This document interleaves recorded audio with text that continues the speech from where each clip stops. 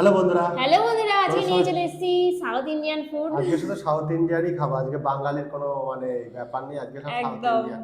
আজকে দেখো বাড়িতে বানানোই ধোসা, এগুলো আবার পাটি সাপটা বলে বাবা বানিয়েছে, এবার নরম হয়ে গেছে পাটি সাপটার মতো, কিন্তু এগুলো অ্যাকচুয়ালি ধোসা। আর সঙ্গে আছে, এটার নাম কি বলো তো, তোমরা কমেন্ট করো। উত্থাপাম নাকি? উত্তাপাম, আর তার সাথে আছে ইডলি, ইডলি। সাম্বার আর চাটনি। সবকিছু কিন্তু আমাদের বাড়িতে বানানো, কিচ্ছু কিন্তু তো কিনে আনা না। আজকে চ্যালেঞ্জ হবে, চ্যালেঞ্জের সাথে দেখা যাক কে জেতে কে হারে। একদম। অল্পই খাবার আছে, বেশি রিচ খাবার নেই। রেডি? হ্যাঁ, আর আর তোমরা কে কোথা থেকে দেখছো অবশ্যই নামগুলো কমেন্টস করে দিও। যেন পরের ভিডিওতে নাম বলতে পারি। তো 1 2 3 স্টার্ট।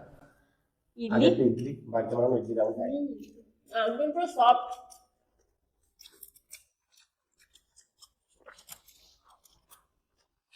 ওই স্পঞ্জি।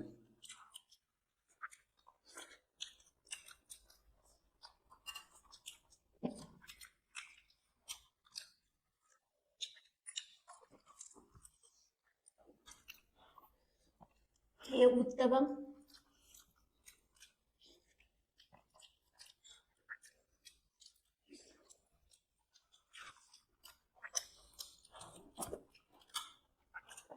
এই সাম্বারটা একটু বেশি টক হয়ে যায়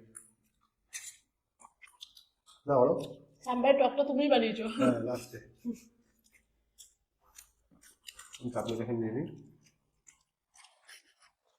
খেতে সুবিধা হবে। ওটা আমার চাটনি সহ নিয়ে চলে গেলো। এবার একটু ধোসা খাই, এই যে মশলা ধোসা। হুম, ও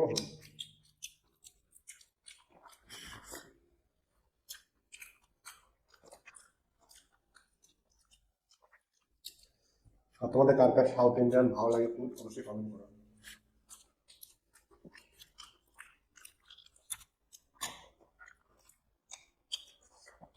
উত্থাপাম সব খাবে একটা একটা করে।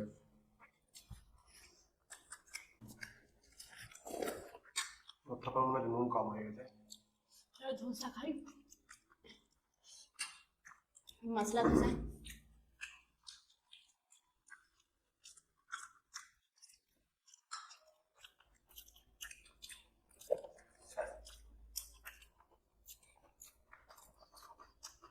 ধোসা মশলা যা হয়েছে। কোনটা ছেড়ে কোনটা খাবো?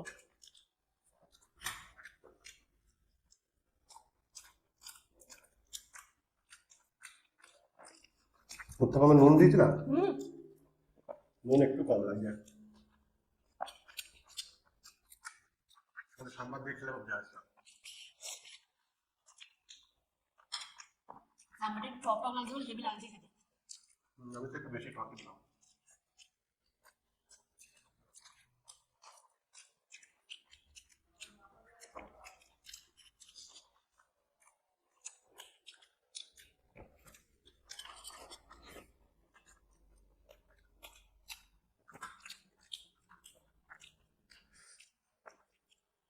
এটা কিন্তু আমাদের দুপুরের লাঞ্চ হচ্ছে। আর ভাত খাইনি, এটাই।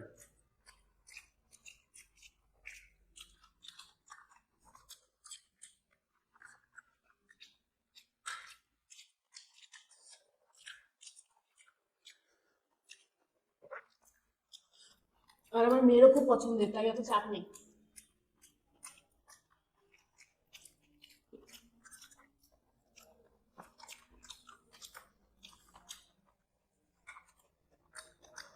আমাদের সাম্বারে এমন কোনো সবজি নেই যে দিতে বাকি আছে, যার জন্য সাম্বারটা একটু গাঢ় গাঢ়।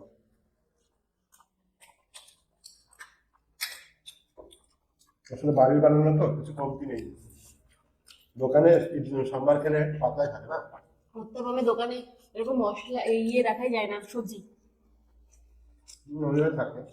সেদিন আমরা ছিলাম এক জায়গায়, সবজি চিহ্ন ছিল না।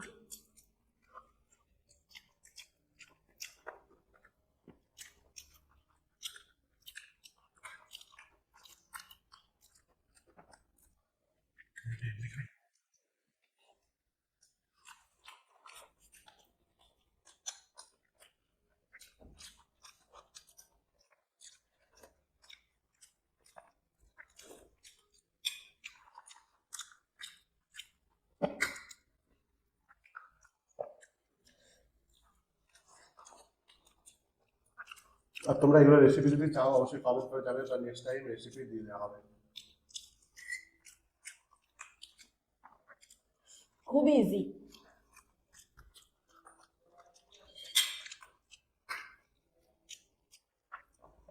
এরকম স্পঞ্জি ইডলি বানানো, এটা কিন্তু সুজি দিয়ে বানানো হয়নি, একদম অথেন্টিক সাউথ ইন্ডিয়াতে যেটা বানায় চাল আর ডাল দিয়ে, সেটা দিয়ে বানানো হয়েছে। অনেকে সুজি দিয়ে বানায়।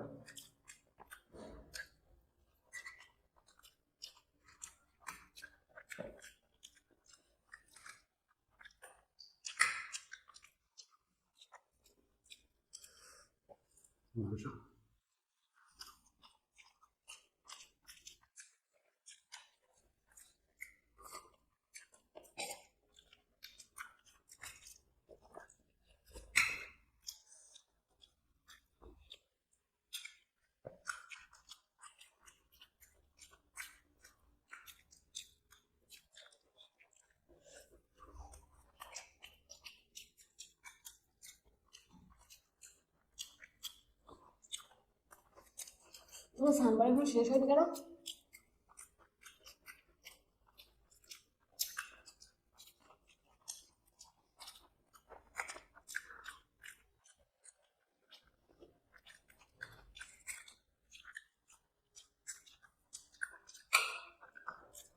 অল্প অল্প করে খাচ্ছি।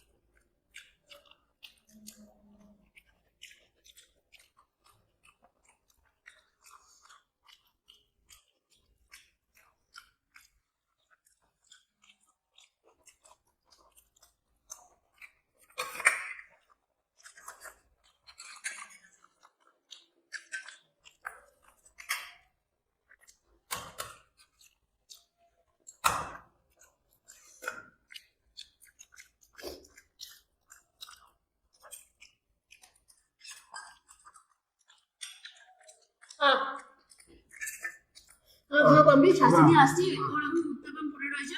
তো চলো, কেউ কোথাও যাও না, এখনই আসছি। তো এমডি আসলাম বলেছিলে যে চিনি, লবণ, লঙ্কা গুঁড়ো আর নিম পাতা একসাথে খেতে হবে, ঠিক আছে? তো এখানে লবণ নিয়ে নিয়েছি, একটু লবণের পরিমাণটা কমিয়ে দিই। এই যে এখানে দেখো লবণ নিয়ে নিয়েছি, এই যে লবণ বাটিতে, ঠিক আছে? চিনি, এটা কি বিদঘুটে শাস্তি ভাই, একটু সহজ সহজ শাস্তি চালানো। এবারে দিচ্ছি আমি আর এই শাস্তিটাই ও খুঁজে পেয়ে গেছে।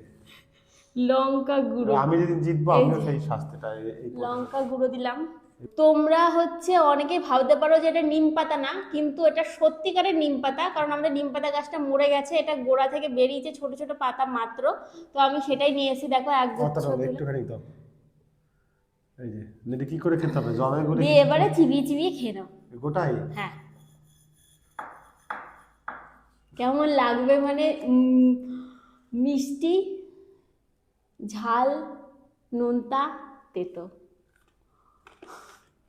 সবকিছু টেস্ট একসাথে করে দিয়েছে ও তোমাকে। সাথে একটু তেঁতুল দিলে ভালো হতো, তাহলে একদম 16 কলা পূর্ণ হয়ে যেত। টেস্টি?